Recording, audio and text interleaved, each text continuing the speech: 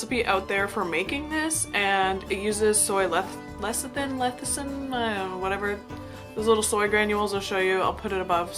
And I have tried it before. We tried to add it on our last menu at work, and it wasn't very stable. We would have it in the freezer and it wouldn't yield very much. It was very time consuming to make. I tried to make it for this video, and again, it didn't work. It didn't yield very much. It was very time consuming, and the results weren't even that good. So we make foams a lot at work called espumas, and I know that those work because I've done them many times.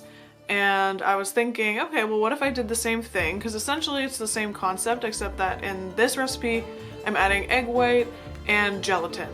The gelatin is kind of what the soy lecithin is there for, which is to add the stabilization for the bubble. Except in this recipe, what actually ended up happening was the gelatin added a really nice velvety smooth texture when the bubbles melt in your mouth. It ended up being almost a nicer texture than when I've used soy lecithin in the past. Another thing, this isn't really related to the recipe, but if you were watching the video and you were like, why does she have this big bandage on her arm?